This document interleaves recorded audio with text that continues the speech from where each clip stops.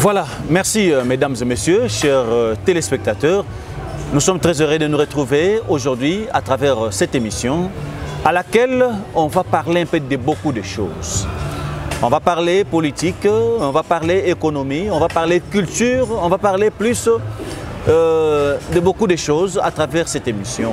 C'est la raison pour laquelle nous avons reçu aujourd'hui le président Pindi Kayibanda Patou, qui est le président de Dynamique Grand Bandundu. Je pense qu'avec lui, on va essayer un peu de parler plus sur la réalité politique, non seulement de nos amis qui sont du côté de Grand Bandundu, mais au niveau national. Je pense que nous avons pas mal de leaders ici à Kinshasa qui sont de Kwango et puis de Grand Bandundu en général. Mais il y a de ces gens qui se posent tant de questions. Qu'est-ce qu'ils sont en train de faire de leur province? C'est la raison pour laquelle nous avons pensé à ce que nous puissions recevoir celui qui s'occupe de Grand Bandundu par rapport à son dynamique. C'est la raison pour laquelle on va essayer un peu de parler de beaucoup de choses avec lui. Comme vous le savez, l'émission se passe souvent en lingala ou en français, donc c'est bilingue. Juste pour te passer une opportunité, il y a Kolanda, Maye, invité, Nabiso, Akoye Bisabino, Lelo à travers Mituno Tokotunaye dans les Kamwetali Grand Bandundu. Pourquoi Dynamique Grand Bandundu? Lui-même, président Kayibanda Patou Pindi, est-ce qu'il est apolitique ou il est quelque part? Sa position politique pour le moment. On en parlera à travers cette émission. D'abord, bonjour, monsieur le président Patou Kayibanda Pindi. Bonjour, monsieur l'ambassadeur Nixon Kapende. Nous sommes très heureux de vous recevoir aujourd'hui à travers cette émission à laquelle on va parler Grand Bandundu et on va essayer un peu de parler plus sur la politique de Grand Bandundu aujourd'hui avec pas mal de leaders qui sont de ces coins. D'abord, dites-nous pourquoi Dynamique Grand Bandundu et puis ça existe, ça fait aujourd'hui combien d'années?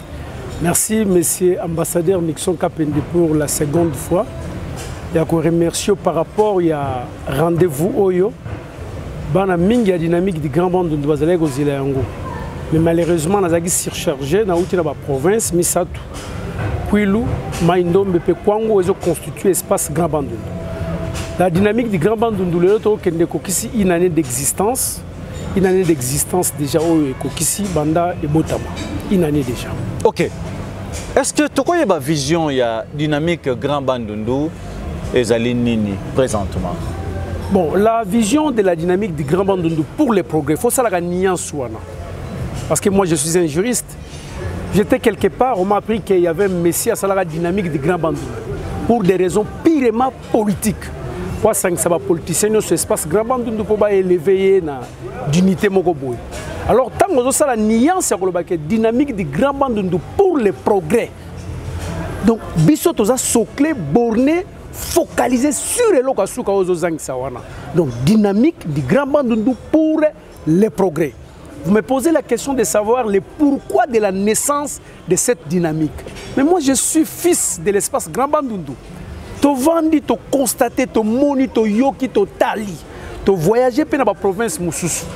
Et vous risquez la monotonie parce que maloba oyo na lobela ko mingi na ba émission oyo. Et que totambo na ba province presque ébélée, nous avons constaté que notre province banda comme province comme espace, en tout cas franchement apparemment existe à rater. C'est comme si existe à rater et c'est comme si tu as rappelé na bateau ba pensaka na yango te. Yango biso ba jeune espace Grand Bandundu to sangana ki to ko réfléchir to bi nini to ko sala pour espace na biso. Nde yango to ko sala dynamique du Grand Bandundu pour les progrès. L'objectif spécifique est comme un développement, progrès, l'espace Grand Bandundu. Merci. Je reviendrai un peu sur une question que je t'avais posée l'autre fois, de savoir qu'est-ce qui bloque le développement des Grand Bandundu aujourd'hui? Mauvaise foi. De qui? Mauvaise volonté. Oui. Il y a des prétendants qui ont pour l'espace Grand Bandundu. Parce qu'apparemment, il y a un petit problème chez nous à Bandundu. Et ça, les gens qui dans la chambre, dans le salon, ils ont une notoriété, un pouvoir, une mobilité. Il y a cause de la responsable, les parents, les espace Grand Bandundu. Et ces gens-là, ils ont un pouvoir dans le combo de Bandundu. Bazo pe moi bokonze belé na kombo bandundu mais balinga bandundu te. Ce sont ces gens-là qui vont bloquer le développement bandundu. Il y a un biso na dynamique du grand bandundu, to benga ba opportuniste. To benga ba leader te. Merci. Grand Bandundu égorge pas mal de leaders qui sont ici à Kinshasa. Au lelo bazana kombo, au lelo basali mingi pe bazo sala mingi pour la nation congolaise. Na lingina yeba eloko ni zo sala lelo que il y a tant de divisions entre eux, même ici, même dans leur province. Mais ambassadeur Nixon Kapende, toujours il a une question à Kala. Na bisa ko lo mon émission moto sala na yo na lobi tangu batu ba vandi. Bazana li kanisia ko sala loko. Et que ceux qui batu na loko ba sala bazana ba intérêt personnel. Ba OK liboso te. Bo inanyo batu wana bazana yango po ani biso na dynamique du grand band tozana ngoti. So bando benga bana banguba bana ba oteka ba masango bana nyonso ba mama bipupula nyonso biso tona bo inanité. Biso tona biso na bo inanité to bien bana bandu to pesa na kambote bwenge yo ko to pesa na Kongo mbote na ngetu konso toza très bien biso.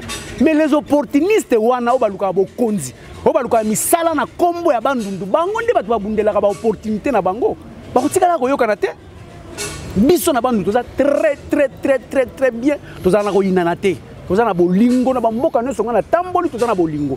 Mais les opportunistes o ba koya ke bango nde batu baza ba nzambe ya bandundu, bango nde batu baza ba leader ya bandundu, bango nde batu baza na ba problème na bango. Et je vous avais dit la fois passée ato bengi Jésus-Christ de Nazareth. Batu wana ba kotikala ko yokana te. Pourquoi? Oh yaza na agenda caché na ye. Oh yo passe na agenda caché na ye. Na auto tout à l'heure cette dynamique ce n'est pas une invention pindi. Il y avait déjà des dynamiques qui existaient. Mais il y a des fruits, il y a des dynamiques qui existent. Je ne peux pas vous dire que j'étais quelque part et pas Moutoumoro, j'allais même vous dire ça. Aza Moutoumounen et Amboka Oyo. Les messieurs me diront na Bengyo pour la dynamique du grand bandundu. Mais cette dynamique-là, on va comprendre parce qu'il y avait un messieurs Salaka Yango déjà.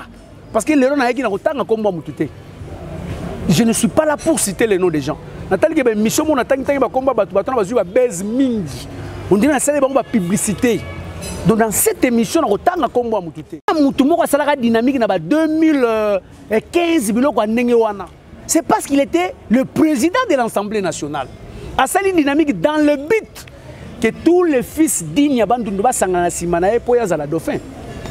Au moins l'objectif wana. Alors qu'il avait oublié que à part il y avait d'autres bandundu super azaki pe na bambiso comme banani ba dauphin à Kabila.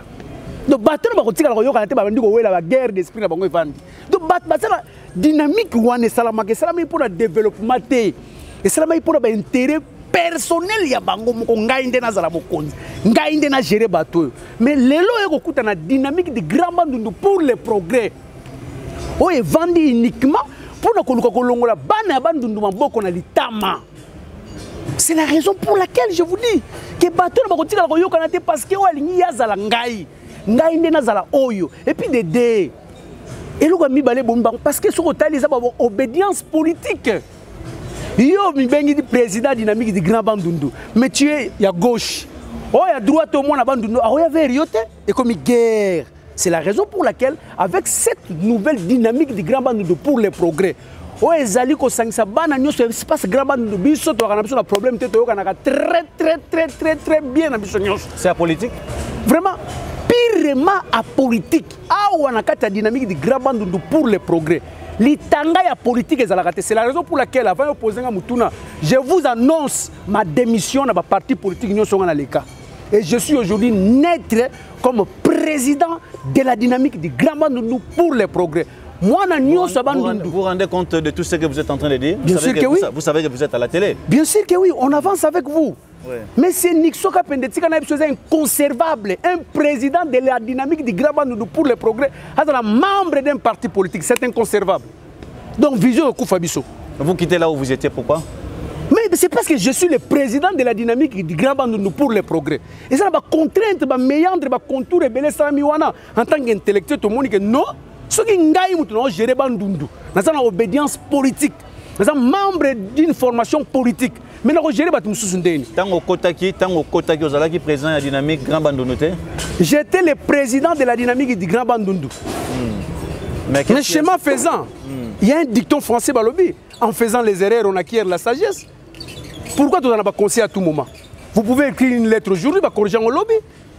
Pourquoi ça, émission, monsieur, pour ça, aux journalistes, pas journaliste, non, au salaire guerrier, émission, tout à l'heure, on a pu corriger, donc ça prouve à suffisance que ça a une erreur grave, mais tu veux vendre tout ça, l'analyse, un objectif spécifique pour la dynamique du Grand Bandundu, et comme vraiment inconservable, le président national de la dynamique du Grand Bandundu, Pindi Kaibanda, est membre d'une formation politique. Merci.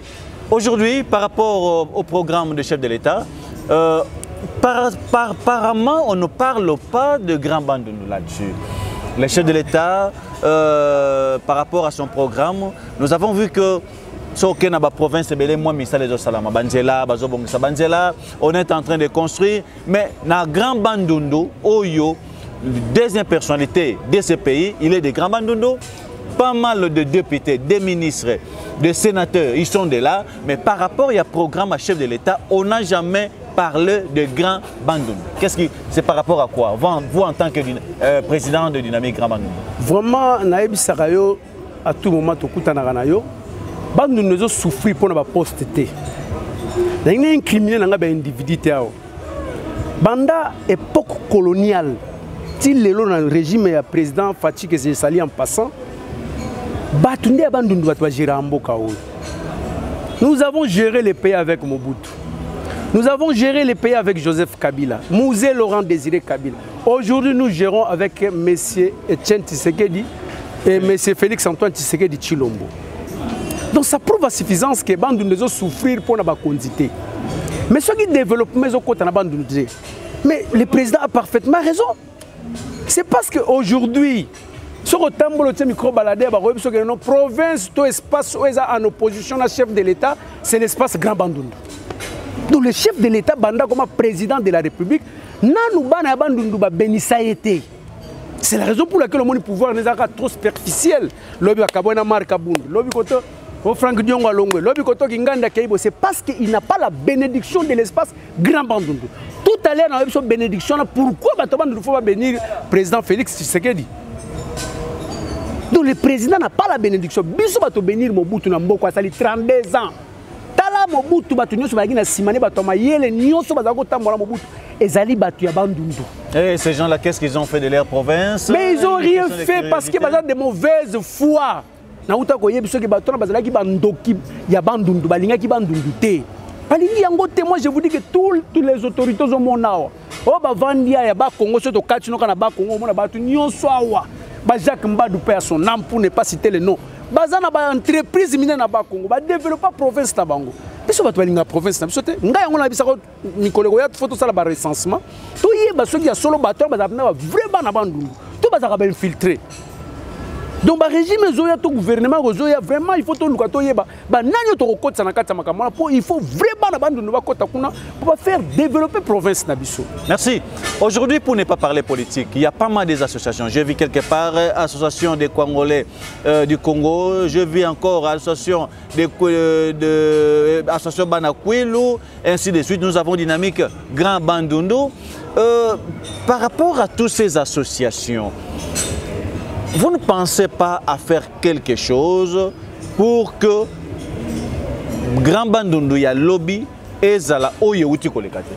D'abord, je félicite premièrement Bandeko pour penser que ça l'association. On a vivre mingi na mambotel ba ONG ba association. Soy bato sangana déjà.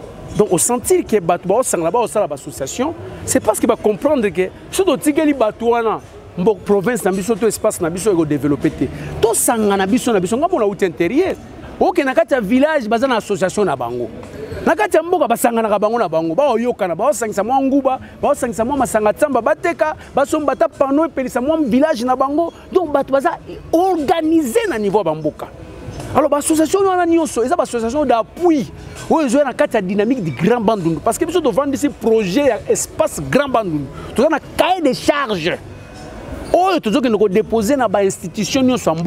C'est la raison pour laquelle vous allez comprendre que tous travaillent en synergie na moi association nyonso outi kotanga tout à l'heure awa bango nyonso bazo epai na biso na kati ya dynamique du Grand Bandundu pour présenter un espace du monde na ba organisme na ba institution mboka un projet concis détaillé oyo ko sala ke province na biso ezala développer. Donc nous travaillons vraiment en synergie. Merci beaucoup Président Kayibanda Pindi. Dites-nous un peu la vérité. Depuis que vous avez commencé votre structure, est-ce qu'il y a une mèche noire derrière vous? Il y a quelqu'un qui est caché derrière Dynamique Grand Bandundu? Vraiment, je vous dis que ceux qui n'ont pas besoin de Moutoumou, na Simananga, oui, moi, je suis battu. Pas de noir et zébélé. Nous avons pas moins de 40 000 membres à dire. On a pas de noir. Parce que Simananga. Parce que pas de besoin de que moi, je suis Bandundu, je suis Bandundu. Azala soki nani azo ba opportunité na parce que il faut tout le cadre nous ba jeune ba landanga bien lelo na émission oyo ba jeune bandundu bolongola complexe d'infériorité de supériorité ba jeune bandundu ba longolelo ba bengi comment dirais-je ba longolelo ba bengi père kat na bango na mona ba émission so na le kaka na félicitaka mingi pe à son âme Mvunzi Hérode et puis na félicitaka mingi Henri Toka batu ba limbisanga lelo na tanga ba komba batu mi balé wana. Pourquoi? À un certain moment, ceux qui perdent la tibatu, ceux qui complexent la tibatu, comme habiter. Pour le il faut monsieur X ou madame Y. Alors à ce moment-là, tu charges Batouana Babiloko. Bisson n'est pas vendre la dynamique du Grand Bandundu. Tu as organisé. Ba mama bateka banguba ba mama bi pepola ba jeune bateka sirage ba bateka banguba oya nyonso bana baza ba membre ba yake pai na biso mais soki mutu moko mwana bandundu moko azoma copie ya boulot ya mwa malamu asalaka soka biga opesa biso 50 francs 100 francs pour te faire développer makambo to sala pour na intérêt na yepe pour yepa za mwana bandundu et ça problème té donc biso espace Grand Bandundu la porte est grandement ouverte to sola ba vient na biso nyonso so ni pe na tanga komuna mona tangi. Tous les vieux, en commençant par le vieux Mbosso Koria Pwanga, vieux Koutekala, vieux Théophile Mbemba, vieux Jonathan Bialusuka, vieux Kitemi, vieux Jantini Ngobila, vieux Kotanga Jangoï. Tout le monde vit son espace Grand Bandundu dans la dynamique du Grand Bandundu pour les progrès sur la Bango très bien. Et puis, vous êtes content au moment où je vous parle, la sortie officielle est le 27, n'a précipité pour la question. Ceux qui sont en autorité, Moko, on a une invitation à Bissoté. Le bac a mon abandon. Vous êtes sûr, Baroya? Mais est-ce que Bissot osé là-bas? Êtes-vous sûr que ceux qui a été Bissot osé là-bas? Mais en tant que de membre, absence n'a pas le côté. Ceux qui ne sont pas membres, au lobby qui va pas membre, non? Ceux qui sont membres de la dynamique du Grand Bandundu, nous 40 000 bazar de na bayete et ça n'a pas passé. Mais ceux qui sont un individu, moi na bandundu moko ayete. Tali ya koyo kaka sangwana. Dans le Grand Bandundu, il y a des leaders. Les leaders, ce sont ceux au Kotanga. Donc, c'est-à-dire des leaders politiques qui décider. Nous décideurs. Alors, tous ces décideurs-là, le fait que Bayoka n'a raté, quand vous organisez votre sortie officielle pour la dynamique Grand Bandundu, et que Bangonio soit yété, et vous avez défaite pour la dynamique? D'abord, dynamique avant d'être pas il a décidé. Les termes français, il n'y a aucun décideur à Bandundoisa. Ce sont des opportunistes. Vous voyez qu'il y a 2000 euros, il y a Jomo à l'Assemblée nationale, il y a un président dynamique du Grand Bandundu, Konza Bandundu. Les lois sont soutenues, il y a autant de combat battu. Au passage, les lois, il y a un président. Donc, ceux qui mandent M. Yawa, toute l'élection, M. Sami dans une semaine, de quoi on est dans la barabara, tout le monde est il n'y a pas comme leader à Bandundu. Non, il y a ce qu'on appelle le leadership et l'opportunité.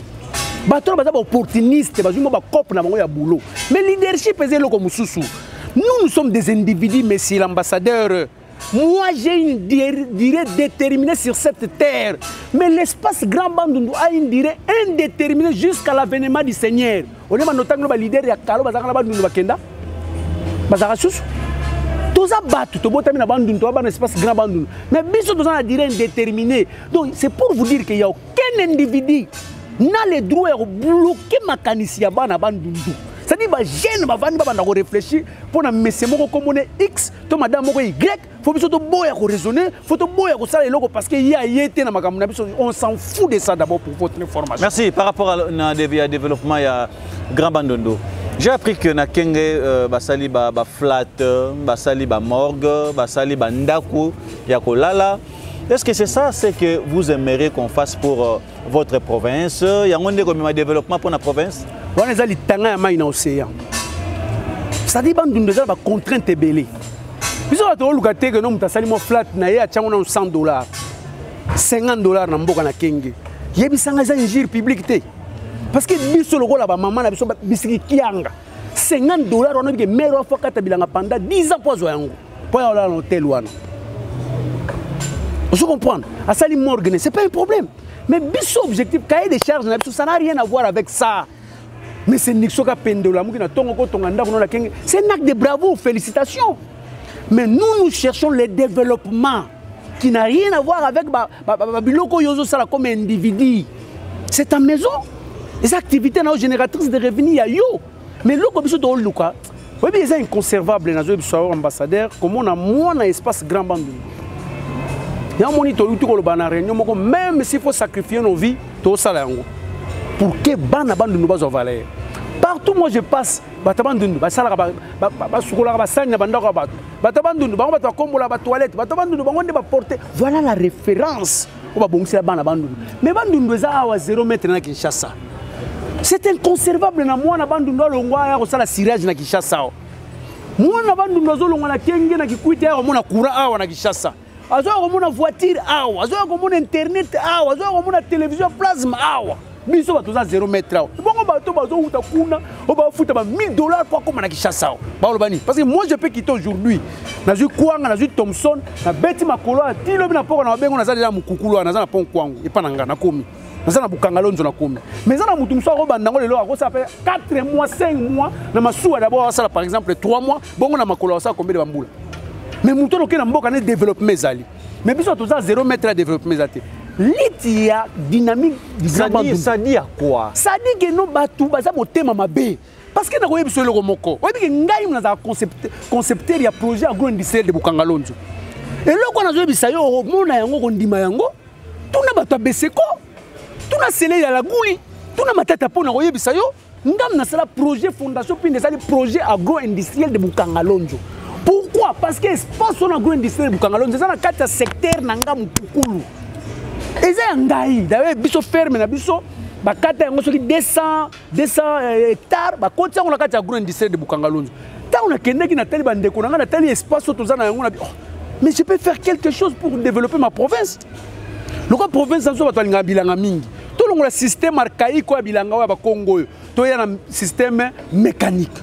Ndi yango to ya ki na yango monsieur ambassadeur Nixon. To batu wana ba ya na ba projet te pour développer. Parce que il y avait des gens, FPI, il y avait le Fonds social de la République, c'est là où Laurent Désiré Kabila. Il y avait des millions à loger, des millions pour faire développer la province. Mais à part le défunt Takizala, Oyo Lelo, grâce à Nzela ya Kenge qui quitte Salama, grâce à Grand Bandundu et Zoaf, hôtel moko de luxe à l'époque, ils avaient un hôtel de luxe, ils avaient un Kinshasa Pullman, na hôtel de la Kwilu. À part le vieux Takizala, est-ce que tu peux me citer 2 ou 3 noms, quelque chose pour na Grand Bandundu aujourd'hui? Oui, bien, à un certain moment, ambassadeur Nixon, on a noté tout ce que a président dynamique du Grand Bandundu. Non, aider quand même les Congolais. L'émission est suivie non seulement pour Grand Bandundu, même Équateur. Je ne suis pas le porte-parole d'un individu. Vous m'avez reçu dans votre émission comme président national de la dynamique du Grand Bandundu pour les progrès. Oui, Gradouane, il est un parti politique. Il est un parti politique. C'est-à-dire que si on a fait Jean-Luc Ndemouto a sali makambo malamu, c'est que André a sepela nangati. Mais si on a fait tout à l'heure, yo koza na mwana na ndako. Oza pena papa na biso aboto za na ndako. Mais oza na $1 million américains. So someli papa no likaya bateka 50 francs na balabala, na kuanga 50 francs allié to allié. Allié. Oyo zongi c'est la réponse te. Allez. Mais est-ce qu'on le sait vraiment correctement? Parce qu'avec des milliards de dollars, on va recevoir tata na ngombe, ba lambi na ba pomme de terre, na nyonso na ba vin ameli. Mais au sali yangote, on va recevoir quoi na 500 francs na likaba 500. Allez, ba benga encore kolia. Allez ngombe, allez taba allié, mais honoré été. C'est ce qui se passe chez nous na Bandundu. Batouana va ramasser des millions à combo à Bandundu. Ils n'ont rien fait. C'est la raison pour laquelle, même Maïel et Akelasi, ils ont mis tout ça pour rien. Même Maïel et Akelasi, ils sont dans la classe, dans la sachet, il y a Kouilungongo. Mais aujourd'hui, mon fils à la maison, ma fille, alors qu'il n'est jamais dans la classe, dans la sachet à Kouilungongo. Moi, je suis dans la classe, dans le téléphone Android, je suis dans le côté Internet, déjà dans l'âge de 3 ans, il y a Internet. C'est-à-dire à un certain moment, vouloir ou pas, c'est la place qui est sala. Et que bango va sali, oui, bravo. Oh, bo sali, mais oh, il y a un thème sur Luka. C'est une époque, c'est que biso époque, il faut aller plus loin. Qui peut libérer la province de Grand Bandundu? C'est la dynamique du Grand Bandundu pour le progrès, par le biais du président national Pindi Kaibanda Patou. Merci. On va suivre un peu ces images. Voyez un peu ce qui se passe dans le Grand Bandundu aujourd'hui même. Les images ici vont vous aider. Il y a venir au Bandeko bazana Grand Bandundu, bazo mené. Baye bozana poto bozolanda biso partout dans le monde, aux États-Unis. Suivez un peu ces images. C'est regrettable. À quelques kilomètres de la ville, province de Kinshasa, mais voyez comment les gens sont en train de vivre là où il y a de grandes personnalités de ces pays. Oh, les musiciens bazo yemba, oh, les musiciens bois kaka, oh, les lots bazo ça la fierté la politique congolaise, mais botala na ba province na bango comment les gens vivent. On se retrouve dans quelques poussières de secondes. Merci. Je pense que là, on venait de suivre un peu quelques images par rapport aux réalités des Grands Bandundu d'aujourd'hui. Président Pindi, dites-nous un peu la vérité. Nini eza le rôle la richesse na kati ya Grand Bandundu.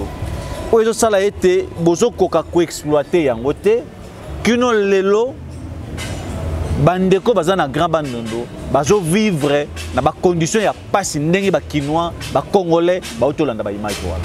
D'abord ba image esalinga pasi. Pasi nanga liboso eza kotala mwana oyo aza na kati ya Kinshasa. Maota mwana coupé toboka. Mwana aza na kati à 2 mètres ya ville province de Kinshasa aota mwa makolo ngulu. Otuninga makambo ba richesse est-ce que Bandundu eza na richesse à makasi? Moi je sais si j'ai une bonne mémoire à l'époque où tu koleka papa na biso sala carrière mona pon kwangu wana. So tuni mwana nyonso kwangu ko biso ke kapinda sala carrière moko wana ba benga so carrière bilo na bango ba diamant wana. Mais il y avait des diamants. Tout ça ba diamant belenga zaki mwana muke ba tozo ba diamant ba to ya ba teka ba diamant. Donc tout ça na diamant. Tout ça na nzete. Lelo makala wezo lesa Kinshasa mobimba oyo. Mais zo uta awa na pon kwangu na kenge konso. Toza na nguba, toza na masango soko lonie pa na biso masango e bota nguba ezoko bota za ba richesse. Mais na ko beto lisolo moko boy. Moi bi ke pa na biso to ko mona ba benga onini quoi? Mercure rouge. Et pas na biso. Soko koti na nzela ya 316 aucun village mo ba benga Kibwila. Mais nazo soki bazui mercure ya rouge boy pire. Les autres manakati ya bandaku ya batu na kati ya bandaku batu mercure ebi. Donc c'est pour vous dire que batu oyo bazalaka na moins chance ya kutana na ba autorité na ba organisme ya minene po ba même développer na province na biso ba motema mabe. Donc yango moni biso nde to vandi boye to linga ki to sala bana ba recherche ya makasi to ba ko énumérer ba richesse oyo za na kati ya province na biso po to ba ko lukala yango ba partenaire ba ya ba exploiter yango pour l'intérêt ya bana ya espace Grand Bandundu. Donc tout ça na richesse nyonso diamant, cuivre, on a autotanga tout à l'heure mercure, tout ça na nzete, tout ça na mbisi, tout ça na niama donc ça pays moko espace moko riche vraiment je vous dis. Merci. Oyo ezozanga encadrement. Encadrement c'est trop dire mais c'est la mauvaise volonté. Motema mabe ya batu ndenge licence ba beta que non. Mutu moko kutana na nzambe. Nzamba tuni yo longwe kuno yepa nanga pomboka nozo ko souffrir. Olingi na salela yo nini po bandeko na ba bonga. Mutona na motema mabatuni nzambe bo soki nga na sengi yo camion moko bandeko na bonga kuna ba kozwa nini. Nzamba yebise bandeko na ba kozwa ngo mibale. Yabi komanga na uti kuna na kwangu na uti na masi na uti na mai ndombe na beti makolotia wa yo nzambo pesa nga camion moko bongo nikisoka penda tikala kuna na mboka zwa de camion. Bon nzambe soki otobolinga lisu moko bango kuna osala bango ndeni oh ça simple so na tobolo lisu moko bango kuna bakokoma ba aveugle d'autant bango bakokoma aveugle na otika na moi lisu moko na ozala prêtre na bango nzambe tobolanga lisu c'est ça bato bandundu yango. Merci beaucoup. Tokomo kene molo vers la fin. To qu'est-ce qu'on a sorti officiel? Parlez-nous un peu de l'organisation. Comment ça va se passer par rapport à la sortie officielle et Rosalema Wapi? Est-ce que Rosalema Manakata Grand Bandundu ou bien Rosalema Maniva Kinshasa? Et puis sur le plan organigramme, ça va se passer comment? D'abord, on a profité de la plateforme pour remercier son Excellence, Monsieur le Président de la République, Félix Antoine Tshisekedi Tshilombo, pour apporter confiance vraiment dans la dynamique du Grand Bandundu pour le progrès. Parce que côté de mémorandum, le président a compris que vraiment la Bandundu est vide. Et que grâce à la dynamique du Grand Bandundu pour le progrès, le président va nous sentir vraiment que Aza na moi espoir déjà makasi par rapport à Horizon 2023. Organisation a sorti officielle la dynamique du Grand Bandundu makasi. Ils ont vraiment makasi, je vous dis, par la grâce de Dieu. Sur Tambol Kishasa Mobimato Pandi Banderole. Tout ça en plein air. Tout ça en plein air na Rai. Na Avenue Kasanga, numéro 34, tout ça Rai Mobimba. Tout le monde expliquer batu nyonso pour ne pas oublier Massina to Tchangu. En tout cas, ils ont un tribalisme été 60% d'habitants Tchangu. Baza bana espace grand Bandundu. Wana ils ont vraiment constaté sur une statistique ça là yango. Ce qui est là pour ngai pindi. La volonté de moi, le podium est en l'air boyé, bafle partout, Tchang, Banda, Mindil, Ti, côté Souka, dans la zone de l'air, tous les mois, dans l'espace grand bandum de Sika Yazali, Ayoka Yango Penza Malam ou Sika Yazali. Tous les malam, tu organises des activités à malam, sécurité Gozala, moi, Kouka, maman, Gozanga, pour faire mais la moi, Kouka, sortie officielle. En même temps, tous comment dirais-je, organisation de Makas, Bandero les Mati, nous c'est Salami, donc tout ça vraiment malade. Ok. Qui seront là comme les invités? Vous avez invité qui? Les invités, d'abord, tu as invité le président de la République, parce qu'en principe, Bissot a sorti officiel Oyo, et ça, on a parlé de la nation. Nous avons un service à sécurité, nous avons une réponse pour le Bakeno. Compte tenu à moi méandre politique na ba contour de salama et zo comme moi impossible bandi mabiso to no sala on espace on a parlé de la nation et on to benga chef de l'état aya et à part chef de l'état tous on a besoin bana nyonso bandundu o nyonso benga mon bandundu aza vraiment invité. Merci. Je pense qu'on arrive à la fin de cette émission. Monsieur le Président Kayibanda Pindi, on arrive à la fin. Quel est le message clé pourriez-vous lancer à la population congolaise en général et en particulier ceux des grands bandundu qui sont en train de vous suivre?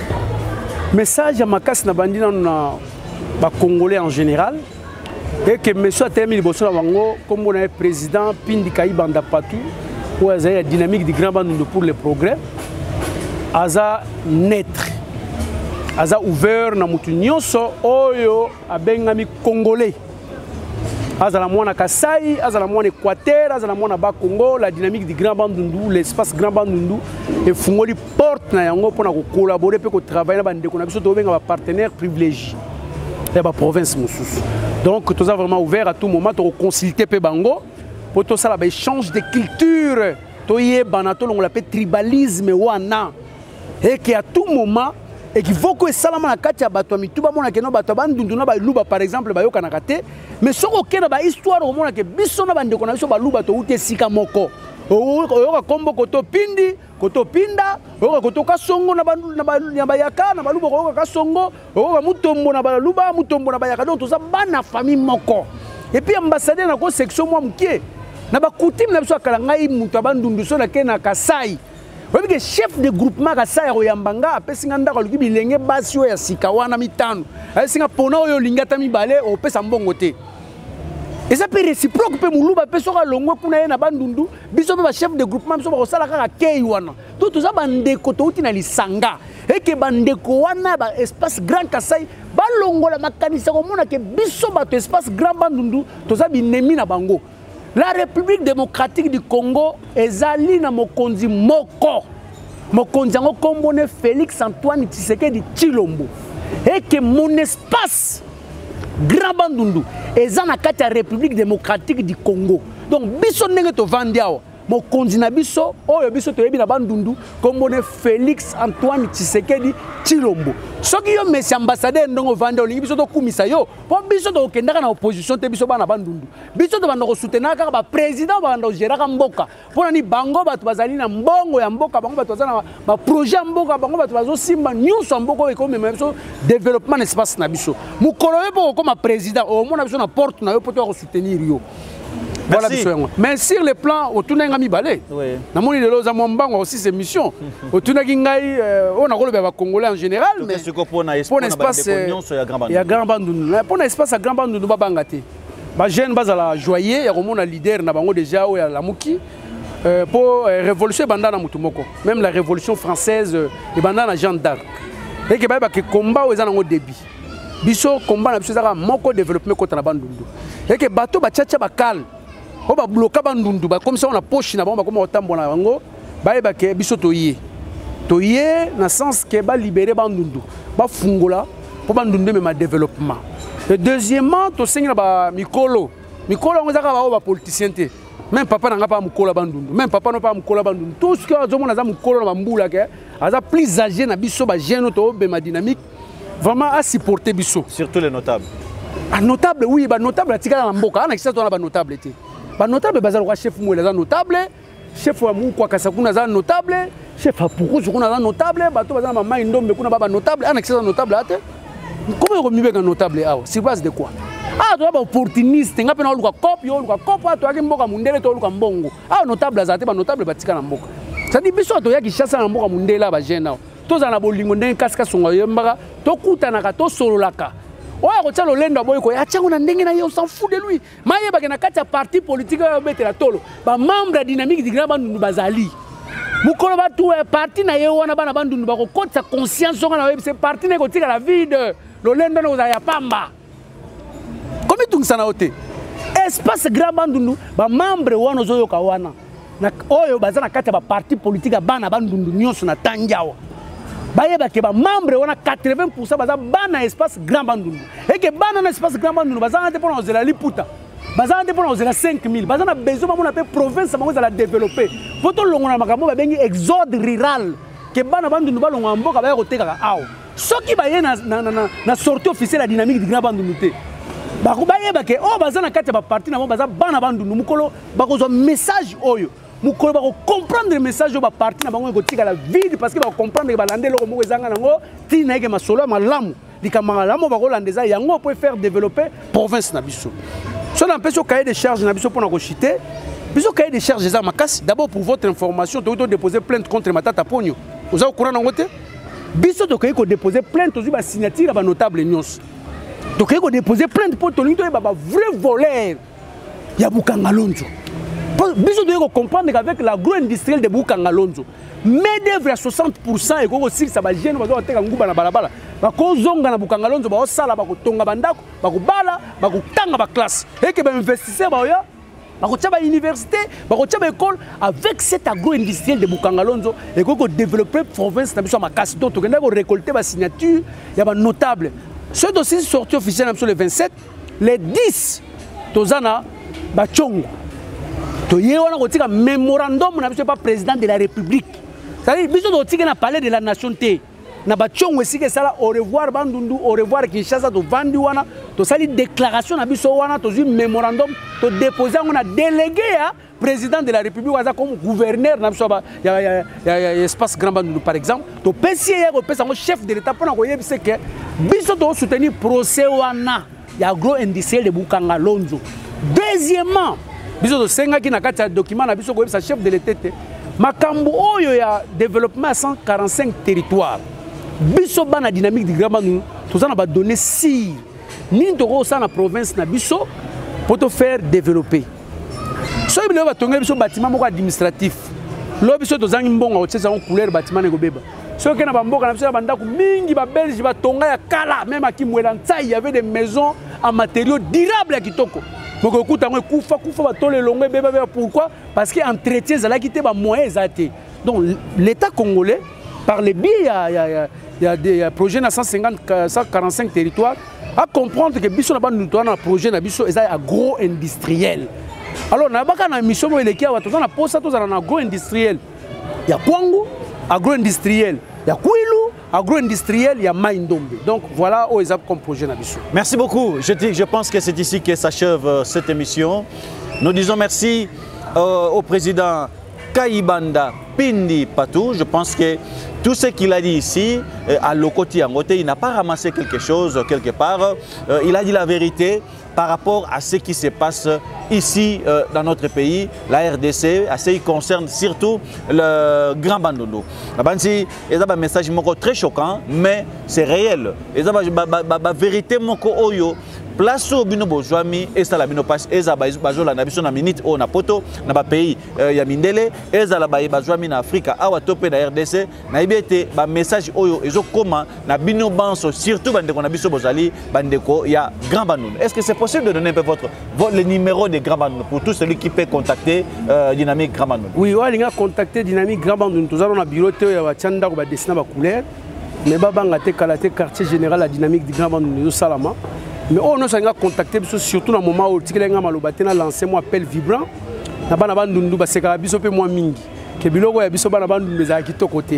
En tout cas, si maman, tata, bilingo, bazana diaspora, bazana pays africain, to bazana mboka, bazana Kinshasa, bazana posa basunga biso, na moi t-shirt to décoré pe yango, na moi 10 francs pour louer moi salle, moi organisation nyonso, numéro na biso ezali na 082.